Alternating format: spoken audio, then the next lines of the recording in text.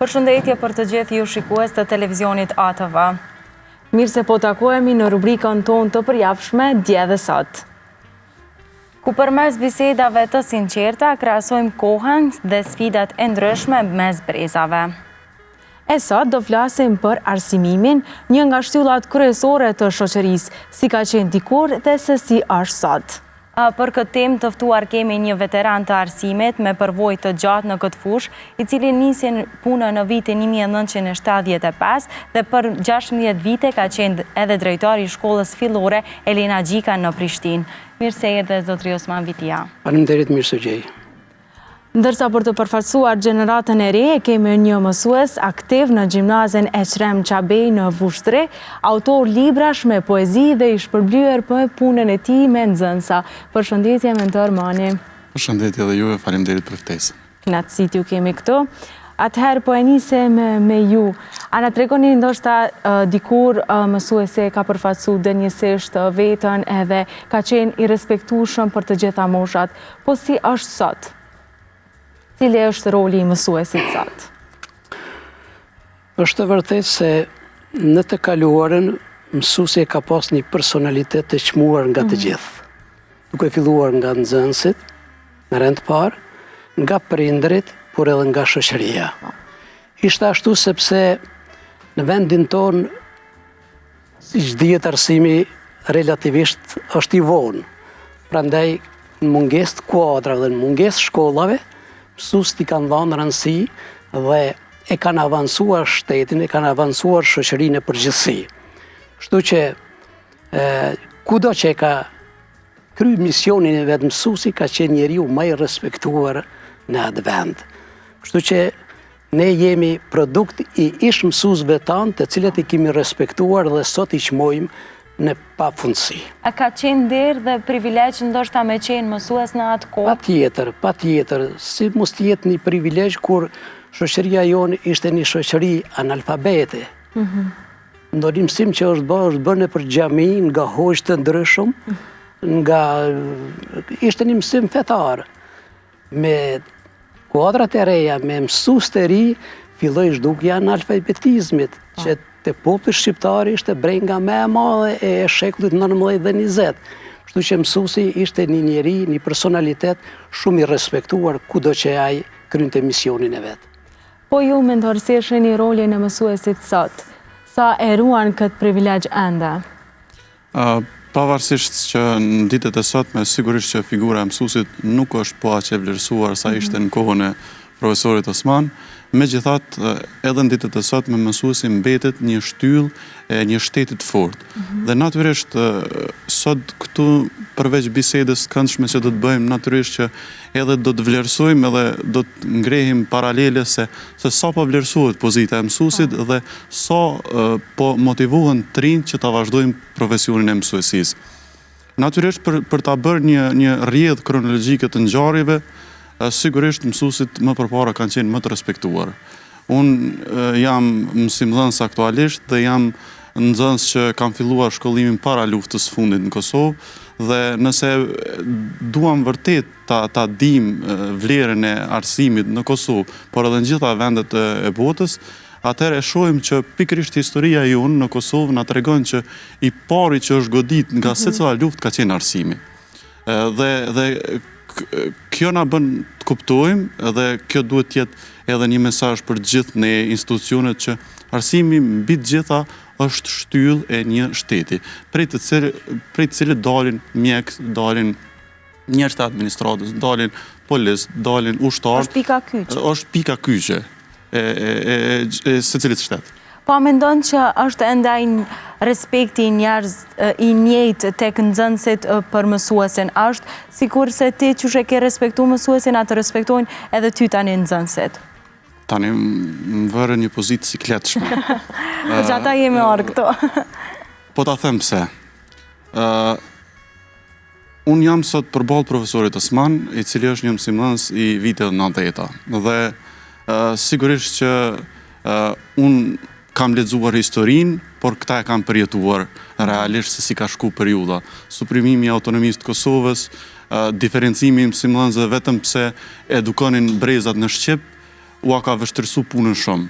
Ndërkohë, për mua si nxënës i viteve 96, kur kam fillu shkollimin fillor, për mua mësuesi ka qenë gjithçka.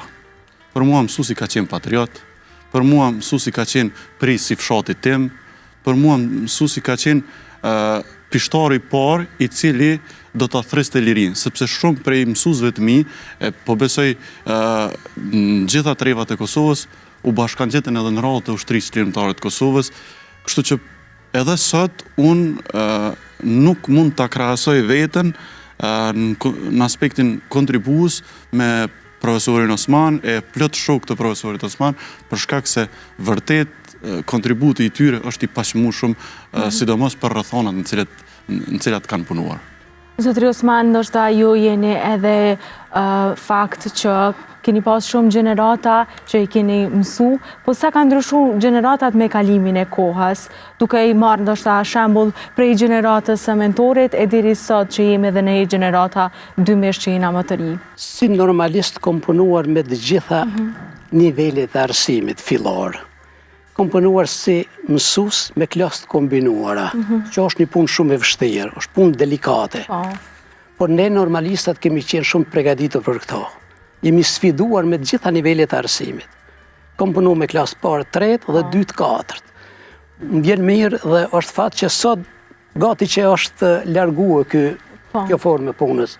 Kom punuar me klasë tulta, që vitet e 80-ta shkollat tona mund të më thonë se kanë qenë shumë të mirë të pajisura. Nuk ka qenë infrastruktura çfarë është sot shkollore, por ka pas pajisje shumë të mira, didaktike, që mësuesve ju kanë shërbye për konkretizim të mësimit. Vitet e 90-ta është një histori që punëtorët e arsimit e kanë shënue në Republikën e Kosovës.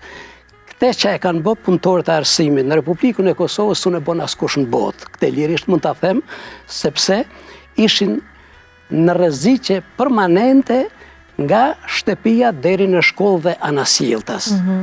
Ate bëm vetëm ne, arsimtarët shqiptar, në një regjim gjenocidal. Me çfarë sfida jeni përballur? Jemi marrë me të gjitha sfidat. Vitet 1989 kur u suprimu autonomia e Kosovës, arsimi ishte halin e sy për Serbinë. Nuk ishin punëtorët e krahut, nuk ishin punëtorët e fabrikave, kombinateve. Arsimi ishte halin e sy e Serbisë, sepse Universiteti i Prishtinës ishte i treti në ish Jugosllavi për nga numri i studentëve. Ishte Universiteti i Beogradit, Zagrebit, Universiteti i Prishtinës. Prandaj Serbia e kishte elaboratin e të parëve të tyre Çubrilovicit që shqiptarët duhet vetëm me kapusht bardhë, edhe sharragji. Por gjeneratat e reja në Kosovë shkuan shumë shpejt përpara dhe nuk mundën me përballu me Universitetin e Prishtinës. Atër që bën, spari e ndërmorën hapin e parë ta mbyllën Universitetin e Prishtinës. Për të vazhduar me shkollat e mesme, mos t'i lanë në shkolla ku ishin, ranë dhe të shkollat fillore. Që bën atëherë? Në vitin 1991, në nxorën nga paga, nga sistemi paga, arsimtarët e gjuhës shqipe, arsimtarët e historisë dhe të kulturës muzikore, sepse këta ishin patriotët e kompit, këta ja prishnin llogaritë serbëve. Atëre, dihet në vitin 1991, i ndërprejnë shkollat, ndërprejnë universitetin. Unë në atë kohë isha në shkollën fillore Gjergj Fishta në Prishtinë, në qendër të Prishtinës, kur me një shtator pritnim ditën më të lumtur për fëmijë. Kom emocion në valë. Është normale. Dhe nuk në lënë të hymë në shkollë. Policia ishte. Vazhdum disa ditë ashtu, deri sa e pam se ishte pa mundën.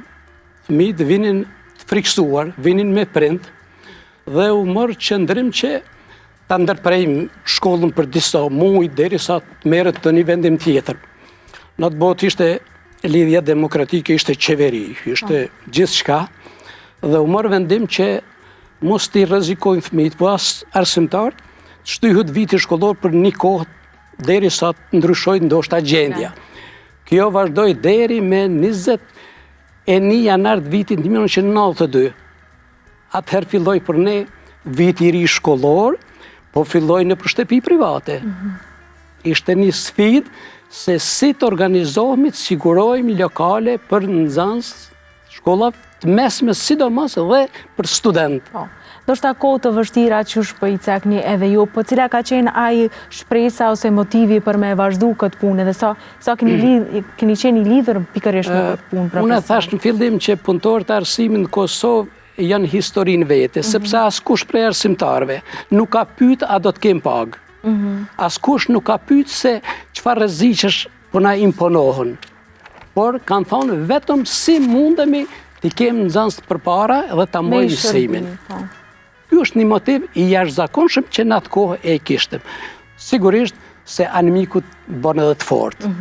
Ne e kishëm atë se çka kërkon dhe çka kërkon dhe çka don Serbia. Sikur ne ta ndërprejnim mësimin në vitet e 90-ta, nxënësi I klasës parë unë fillon mësimin në moshën 15 vjeçare. Prandaj atë çka e bëm ne është e jashtëzakonshme, është një histori në vete. Ne kemi pas në për shkolla shumë rreziqe. E dim ne ka pas arsimtar të burgosën, ka pas nxënës, ka pas student që ju kanë ndërprej ligjëratat, lloj, një represion apartheidi. Por arsimtarët në asnjë moment nuk janë dorëzu, as nuk dorëzohen. E përmend edhe çështjen e pagave që asnjëri atë kohë nuk e keni përmend çështjen e tyre. Mirë po sot si është paga ndoshta të mësuesve pasi që e dim që kohëve të fundit janë edhe vetë se të revoltuar në këtë pjesë. Shiko, por mendoj që asnjë arsimtar nuk ka mujt me marrë me mend ose me u pajtu me gjendjen që e kemi sot. Kur është në pyetje paga, sepse të punosh 10 vjet pa pagë, në këto rreziqe që I përmendëm, dhe sot punëtori I arsimit të mendoj ata filloj punën, apo të bëj grevë, ta ndërprej mësimin, është gjëja ma e papranueshme për një arsimtar. Arsimtari në asnjë moment nuk e don ndërprerjen e mësimit, duke ditë vlerën që e ka. Derisa një shoqëri nuk e ka interes nacional arsimin, gjendjen e arsim nuk e kemi mirë, as nuk bëhet mirë. Qeverisë shkojnë e vinë, por si shoqëri duhet ta kemi prioritet nacional arsimin. Nëse arsimin e kemi në nivel të ulët, shoqëria ka më qenë degradume, shoqëria ka më qenë në nivelit të ulët, shoqëria nuk ka më mujt me zonë hapin edhe ashtu që jemi mbrapa me shoqëritë e zhvilluar edhe përparimtare. Të e pyesim pak edhe mentorin si e sheh ndoshta këtë pjesë sa I përket pagave, edhe a mendoni që ju si arsimtarë ose arsimtarët e gjeneratës juaj, a kishit sakrifiku për këto lloj sfida që me vazhdu arsimimin? Unë po besoj që përderisa jemi produkt I mësimdhënësve tonë të cilët kanë sakrifiku shumë e ne jemi motivu prej tyre, sigurisht që do ta bëjmë. Dhe e thamë dhe në prapaskenë që natyrisht nuk do ta shfrytëzojmë ekranin për t'u anku, për të vajtu për gjendjen në të cilën ndodhen mësimdhënësit, por as nuk do t'i mbyllim syt e as vesht para një gjendje të tillë. Sepse fundja e thash pakës më herët që arsimi është shtyllë nga e cila derivojnë shumë drejtime, shumë digastere të shtetit, andaj shteti ose duhet na ofroj ka shpreja e të mallit e Qrem Qabej që mësimdhënia është mision dhe jo profesion, ose do ta bëj një profesion të dorës së dytë mësimdhënien, e cila është, mendoj, fatkeqësi për vendin.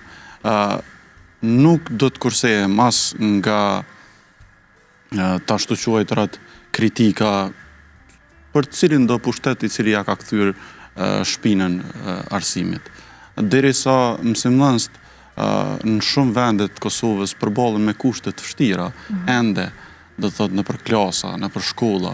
Shkollat nëpër shumë vende pikojnë, poshtë rasti në qytetin e Prishtinës e në disa qytete tjera, atëherë mësimdhënësi duhet bardh përgjegjësinë e asaj për çka është I ftuar në shkollë.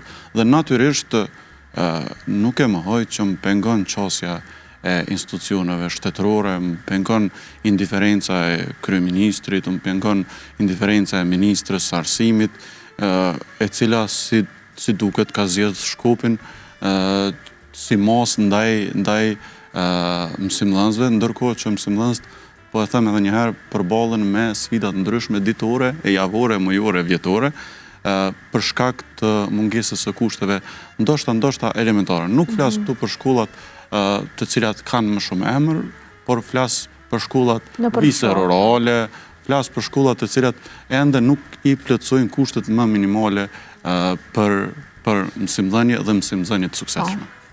Të ndalim edhe tek një pjesë tjetër, ndoshta të ndrojmë pak edhe temë, tek disiplina e nxënësve ta bëjmë një krahasim, ndoshta çfarë disipline kam pas më herët nxënësit edhe ndërsa sot. Mundi më na fol për këtë pjesë. Patjetër edhe me shumë kënaqësi.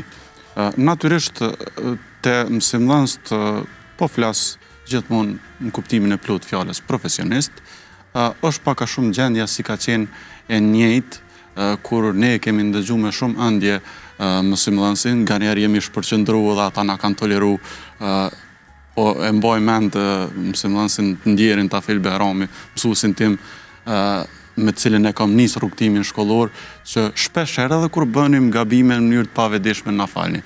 Nuk dallojnë shumë nxënës në kuptimin e gabimeve nga ajo që kemi bo gabime ne. Mirë po, e thash edhe pak më herët, janë shtetin rrallë parë, institucionet shtetërore që e vënë prioritet arsimin dhe e vendosin si pikë synim rëndësinë e arsimit duke e përcjellë edhe te brezat e ri.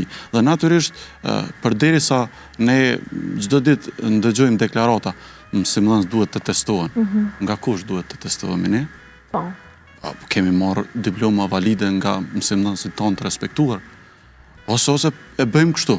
Ja, po fillojmë nga ministrat e qeverisë tonë, ti testojmë ata të parë, ne do të jemi vullnetarë, sepse po e them edhe ne jemi produkt i mësimdhënësve patriot, mësimdhënësve të cilët nuk ju është trembur syri fare nga rrethonat dhe sfidat e kohës.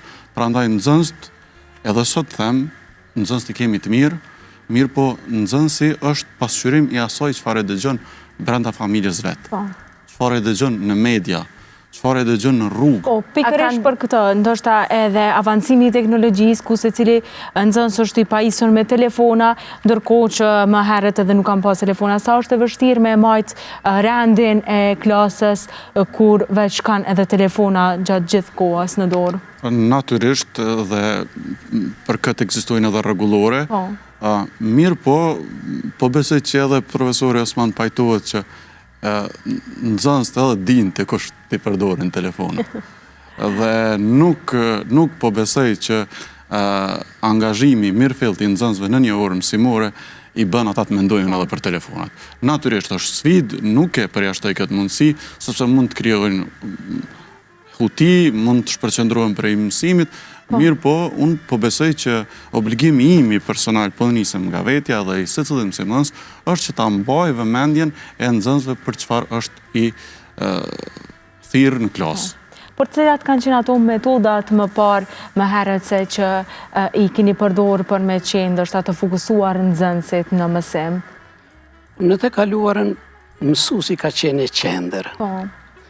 Dhe nxënësit kanë qenë shumë të disiplinuar, këtë duhet ta pranojmë, sepse ka qenë edhe një edukim familjar i tillë që prindrit kanë qenë shumë të interesuar se çfarë sjelljesh bën fëmiu në shkollë. Shkolla është një institucion edukativo arsimor. Spari fëmijët duhet ta marrin edukatën e pastaj arsimin sa munden më rri. Ajo është në kontinuitet çdo herë. Ne gjithmonë prioriteti kemi dhënë edukimit të fëmijëve, gjeneratave të reja. Pse? Sepse ai fëmijë është cileske e bardhë dhe në qoftë se ne e dizajnojmë mirë, kemi me përgatit një personalitet që është i dobishëm për vetveten në rend parë, për familjen, për rrethin dhe për shoqërinë.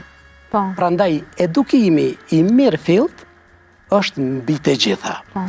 Këte na kanë mundësua edhe prind, sepse ka qenë bashkëpunimi shumë i ngushtë, shkollë, prind. Të ndalemi pikërisht të kjo temë, ndoshta më herët prindrit nuk kanë qenë edhe shumë, i kanë besu më shumë mësimdhënësit, kurse sot ja drejtojnë gishtin mësimdhënësit edhe nëse veç fëmia e tyre ka bërë një gabim. Si e shihni këtë? Po, është e vërtet ajo, që tani prindrit mendojnë se është një liri, një lloj demokracie që fëmiu duhet ta ketë në shkollë. Ne nuk jem kundër asaj, sepse sot edhe unë nuk ka në shkollë ato, mund të them lirisht që nuk ka.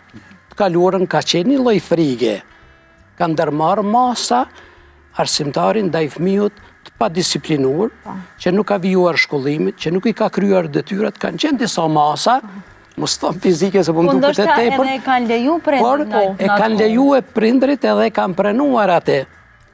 Sot është një lirie absolute fëmijut, që është mirë sepse ai e shpreh krejt atë që e din para mësuesit, para arsimtarit, para pedagogut. Nuk është më ajo ngurrimi që fëmiu edhe atë që e din nuk mundet me shpreh. Sot është i lirë, arsimtari është shumë bashkëpunues, është shumë modest para fëmijut. Kjo është e mirë. Mirë, po nuk duhet keq përdor as fëmiu e as prindi. Shkolla duhet ketë rregull, duhet ketë disiplinë, duhet ketë mirë kuptim prindi ndaj arsimtarit që ja edukon dhe ja arsimon fëmijën.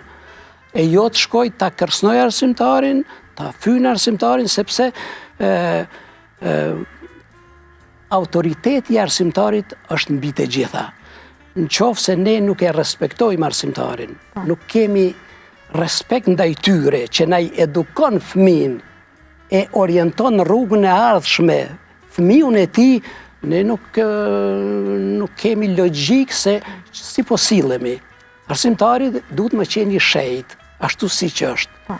Sepse ta edukosh një gjenerat të re, ta arsimosh atë, ta orientosh për jetë sa më të mirë, pasuria më e madhe e një prindi, e një familje, një shteti.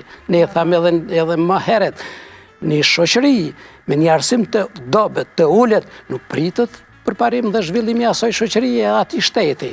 Prandaj këtu do të kemi shumë kujdes. Mentor, çfarë mendoni ju? Si e menaxhonin atë pjesën e prindve, ndoshta që tani po ndërhyjnë më shumë edhe ndoshta po kërkojnë që të keni një grup që t'i njoftoni për gjithçka? Fillimisht po pajtohem plotësisht me pjesën që ata profesor Osman, dhe ne në shkollë e quajmë trekëndshi pedagogjik, dhe për këtë duhet jenë të informuar gjithë prind që duhet thjesht ta mbajnë rolin të cilin e kanë.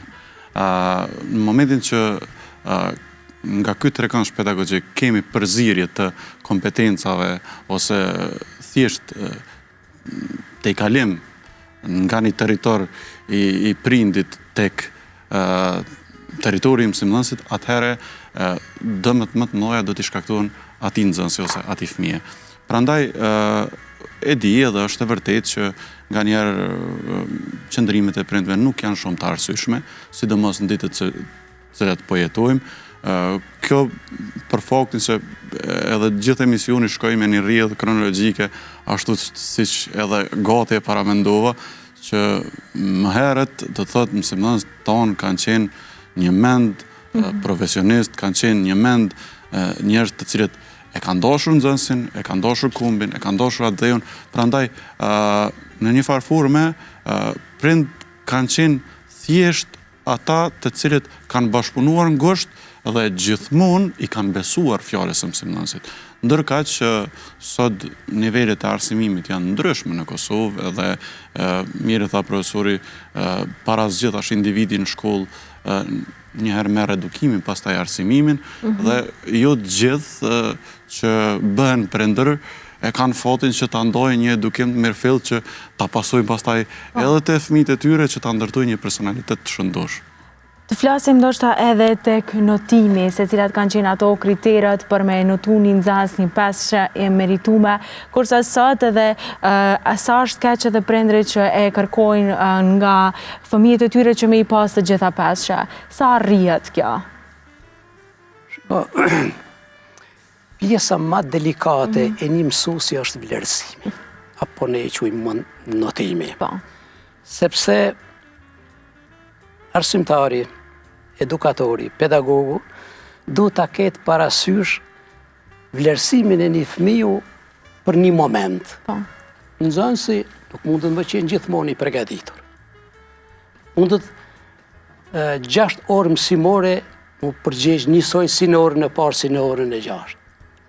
Prandaj puna e arsimtarit te vlerësimi është shumë delikate. Duhet më pas parasysh që mësuesi më qenë psikolog i mirë, më qenë pedagog, me njohë psikologjinë e fëmijët, me njohë psikologjinë e personalitetit, sepse çdo kush ka personalitet, edhe fëmijë ka personalitetin e vet. Dhe kur të gjitha këto i llogarit, duhet më kursy nga nota e ulët. Ai mund ta merr një notë më të ulët, një notë jo shkelqyshëm, por duhet t'ja arsyetoj arsimtari se kësaj radhe ndoshta nuk e qenë në nivelin e duhur, por herën tjetër sigurisht do të përmirësohet. Domethënë duhet ta ruajmë personalitetin e fëmijët, mos ta fyjmë atë fëmijë, mos ta demoralizojmë. Mos ta demoralizojmë në mënyrë që ai të vazhdojë mësimin, të vazhdojë punën, sepse kështu nuk bën. Viti ka 9 muaj mësim efektiv, prandaj dikur është pa përgatitur. Shumë delikate është vlerësimi. Unë kam qenë normalist, domethënë i kemi sprovu ato forma, metoda të punës se si ta vlerësojmë nxënësin. A du ta vlerësojmë me gojë, a du ta vlerësojmë me shkrem, a me test. Janë 100 forma që fëmijën ta nxjerrëm nga ai të nxjerrëm krejt çka din. Prandaj duhet më pas shumë kujdes te vlerësimi, sepse nëse e thyejmë një fëmijë, ai mundet me urrejt librin, mundet me urrejt arsimtarin, mundet më qenë nervoz, mundet më smarë në orë mësimi, e bojkoton. Janë shumë forma që duhet me rujt personalitetin e fëmijët, që ai me ndije edhe natën e ulët si diçka normale sot. Nesër do ta përmirësojmë, bashkë do të punojmë, bashkë do të lexojmë, do t'i kryjmë të gjitha. Kështu që është mirë që ma herët e përmenda që tani nxënësi është në qendër të klasës.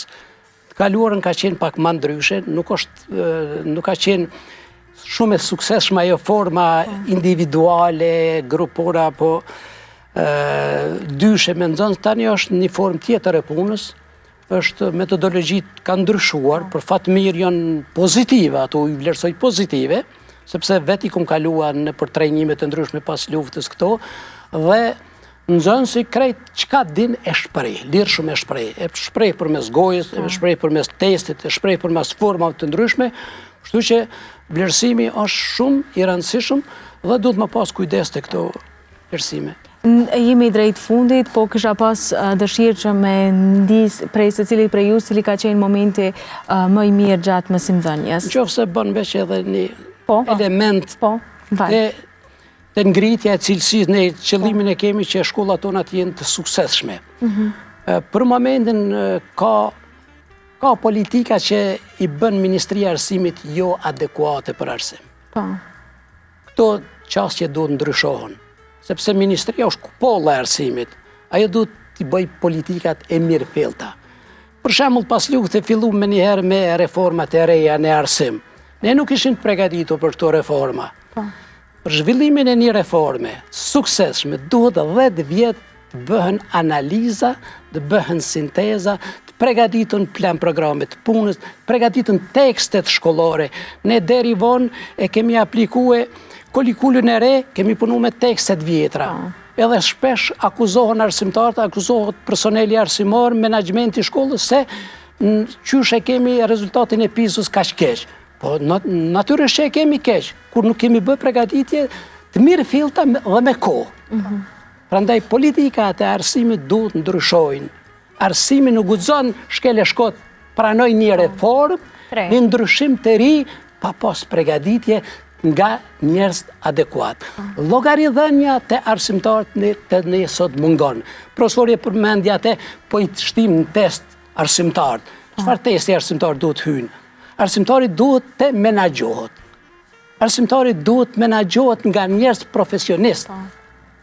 Unë kam qenë normalist. Me ka menaxhue profesori që është autor i librit, që ka qenë me titull profesor, do më nuk më qenë me shkollë të mesme, i ka qenë profesor. Do më duhet të menagjohet nga njerëz profesionalist dhe të epë llogaridhënie. Punën tonë duhet ta menagjoj dikush. Nuk mund të ti drejtor shkolle, unë këmë qenë vetë drejtori, këmë pas 107 punëtorë, s'ko mujtë ti menagjoj të gjithë në kohë të duhur dhe ashtu si që kërkohet. Në të kaluarën ka qenë enti pedagogjik, kanë qenë inspektori kimi qujtë ne. A i ka pas kompetenca, vlerësoj punën, merë masa dhe ndaj të papunëtorit apo njeriu që ka dështuar në profesionin e vetë, edhe ka pregadit materiale, ka pregadit plan programe, ka pregadit shumë qka për një arsimtar. Kështu që llogaridhënia duhet të jetë nivel dhe politikat e arsimit duhet shikohen me kujdes dhe veçantë që ne ta kemi një shoqëri edhe një shkollë të suksesshme. Po flasim pak edhe për mësuesin e parë, sa e kujton, dhe si e sheni, çfarë m'ju kujton?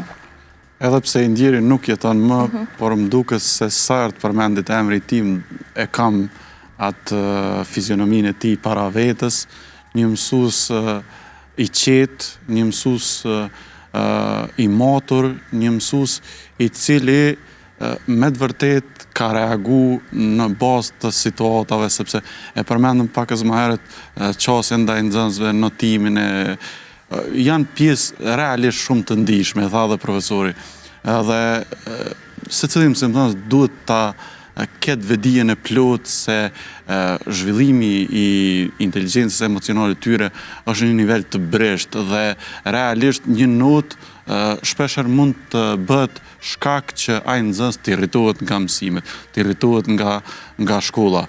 Prandaj do doja shumë që ashtu siç ishte mësuesi jemi i parë, i matur, i qetë dhe reagonte përshtatshëm në situata, të ishin edhe shumë mësues në ditët e sotme. Veç ndoshta të përgjigjemi shkurt, a ka qenë më mirë dje, siç është edhe rubrika jonë, apo sot arsimimi? Është shkurt edhe sakt. Shikoni, A ka qenë dje apo mendoj sot? që koha i nxjerr të gjitha këto në pa. Unë mendoj se tani është një nivel edhe i fëmijëve më i lartë, sepse kanë bërë edhe reformat edhe në shoqëri, edhe mjetet e informimit, edhe teknologjia. E ka bërë që sot jetë më mirë? Sot fëmiu merr informacion nga interneti, por s'duhet harrojmë që libri është bazë. Duhet edhe prindi, edhe mësuesi, edhe arsimtari, edhe gjithë fëmiun ta motivoj që të lexojë. Ai një informacion mund ta merr brenda minute, mirë po libri është ai që e pasuron dhe e zhvillon mentalitetin e një fëmiu. Po ju menton? I shkurt s'mund t'jem këtë pyetje, mirë po provoj. Natyrisht që s'mund t'kem ndarje si me thikë kjo apo ajo, sepse secila periudhë, secila rrethon në të cilën është zhvilluar arsimi ka përparësitë dhe mangësitë e veta. Ajo çfarë di nga koha kur kam qenë nxënës e tash si mësimdhënës, mendoj që sidomos para luftës fundit ka munguar librat, ka munguar teknologjia, por ka qenë dashuria shumë e madhe për arsimim edhe edukim. Ndërka që sot mendoj që shpesh herë edhe kjo inteligjenca artificiale ka sjellë edhe tepritje të informacionit, mirë po natyrisht që nuk e ka shtuar dëshirën për të lexuar edhe për të nxënë dijen, ose nuk është ai entuziazm siç ka qenë në kohën sa kanë qenë duke ligjëruar ishëm mësimdhënës të mi. Unë ju falenderoj shumë që një datë historitë të juaja me neve ishin me të vërtet inspiruese dhe shumë gjenerata apo besoj edhe do të marrë mësim nga të dy si ju mësues që keni qenë dikur dhe si ju tash. Ju falenderit shumë. Shpresoj që sa do pak kemi mujtë me përcjell një mesazh tek këto gjeneratat e reja që mësuesi është një figurë e respektuar. Rubrika jonë dje dhe sot vazhdon të tregoj se brezat ndryshojnë, por dashuria për arsimim mbetet e përbashkët. Na ndiqni çdo të diel për më shumë rrëfime të tilla dhe të veçanta. Mirupafshim. Mirupafshim.